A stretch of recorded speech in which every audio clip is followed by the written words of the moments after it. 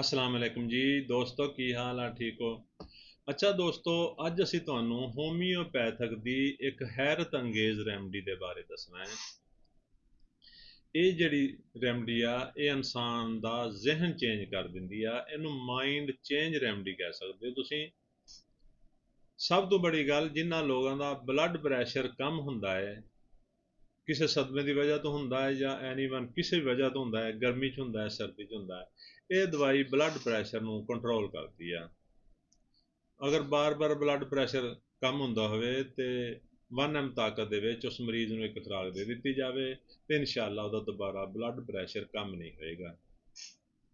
ਦੂਸਰੀ ਬੜੀ ਜਿਹੜੀ ਇਹਦੀ ਅਲਾਮਤ ਆ ਉਹ ਇਹ ਆ ਕਿ ਜਿਹੜੇ ਲੋਕ ਬੁਜ਼ਦਿਲ ਨੇ, ਮਾਹੌਲ ਦਾ ਲੋਕਾਂ ਦਾ ਸਾਹਮਣਾ ਨਹੀਂ ਕਰ ਸਕਦੇ, ਉਹਨਾਂ ਲੋਕਾਂ ਨੂੰ ਇਹ ਰੈਮਡੀ ਇੰਤਹਾਈ ਮੁਅੱਸਰ ਆ ਕਿ ਅਗਰ ਬੁਜ਼ਦਲੀ ਇੰਤਹਾ ਦਰਜੇ ਦੀ ਆ, ਦਿਲ ਕਮਜ਼ੋਰ ਹੋ ਗਿਆ ਹੈ, ਅਸਾਬ ਕਮਜ਼ੋਰ ਹੋ ਗਏ ਨੇ, ਹੋਮਿਓਪੈਥਿਕ ਰੈਮਡੀ ਇਸ ਤਾਕਤ ਇਹਨੂੰ ਸੀਐਮ ਤਾਕਤ 'ਚ ਅਗਰ ਉਸ ਮਰੀਜ਼ ਨੂੰ ਇੱਕ ਖੁਰਾਕ ਦੇ ਦਿੱਤੀ ਜਾਵੇ ਤੇ ਤੁਸੀਂ ਦੇਖੋਗੇ ਕਿ ਉਹ ਬੰਦਾ ਦਲੇਰ ਹੋ ਗਿਆ ਹੈ, ਉਹ ਬੰਦੇ ਦੇ ਅਸਾਬੀ ਕਮਜ਼ੋਰੀ ਠੀਕ ਹੋ ਗਈ ਆ, ਉਹ ਬੰਦੇ ਦਾ ਮਾਈਂਡ ਚੇਂਜ ਹੋ ਗਿਆ।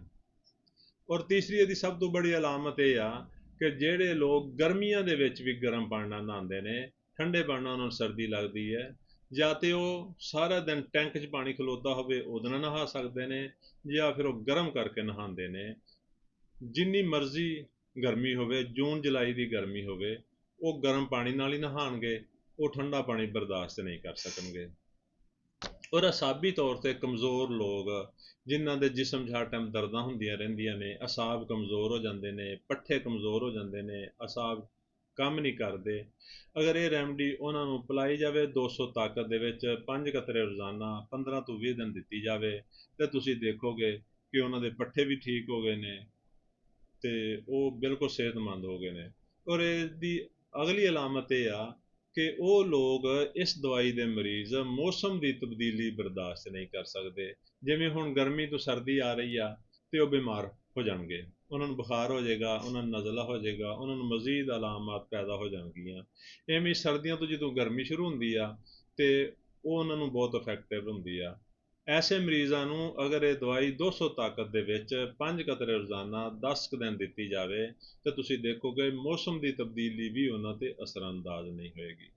ਇਸ ਦਵਾਈ ਦਾ ਨਾਂ ਹੈ ਜੈਲਸੀਮੀਅਮ। ਦੇਖੋ ਜੈਲਸੀਮੀਅਮ, ਇਹ 200 ਤਾਕਤ ਦੇ ਵਿੱਚ ਆ, ਇਹਨੂੰ 5 ਕਤਰੇ ਰੋਜ਼ਾਨਾ ਤੁਸੀਂ ਲੈ ਸਕਦੇ ਹੋ ਤੇ ਇਨਸ਼ਾਅੱਲਾ ਤੁਸੀਂ ਦੇਖੋਗੇ ਤੁਹਾਡਾ ਮਾਈਂਡ ਵੀ ਚੇਂਜ ਕਰ ਦੇਗੀ ਔਰ ਤੁਹਾਡੇ ਅਸਾਬ ਨੂੰ ਵੀ ਤਾਕਤ ਦੇਗੀ ਔਰ ਤੁਹਾਡੇ ਦਿਲ ਨੂੰ ਵੀ ਤਾਕਤ ਦੇਗੀ। ਇੰਤਹਾਈ ਬਿਹਤਰੀਨ ਰੈਮੇਡੀ ਆ। ਤੇ ਦੋਸਤੋ ਸਾਡੀ ਵੀਡੀਓ ਨੂੰ ਲਾਈਕ ਤੇ ਸ਼ੇਅਰ ਕਰੋ, ਸਾਡੀ ਅਕਾਊਂਟ ਨੂੰ ਫਾਲੋ ਕਰੋ ਤਾਂ ਕਿ ਸਾਡਾ ਔਰ ਤੁਹਾਡਾ ਰਾਬਤਾ ਰਵੇ ਔਰ ਤੁਹਾਨੂੰ ਮਜ਼ੀਦ ਅੱਛੇ ਮਸ਼ਵਰੇ ਦੇ ਸਕੀਏ, ਮਜ਼ੀਦ ਅੱਛੀ ਰੈਮਡੀ ਤੁਹਾਡੇ ਤੁਹਾਨੂੰ ਦੱਸੀਏ ਤਾਂ ਕਿ ਤੁਸੀਂ ਘਰ ਬੈਠੇ ਵੀ ਆਪਣਾ ਇਲਾਜ ਕਰ ਸਕੋ। ਤੇ ਦੋਸਤੋ ਹੁਣੇ ਹੀ ਸ਼ੇਅਰ ਕਰੋ ਇਹਨੂੰ ਤੇ ਅਕਾਊਂਟ ਨੂੰ ਫਾਲੋ ਕਰੋ। ਸ਼ੁਕਰੀਆ, ਅੱਲਾ ਹਾਫਿਜ਼।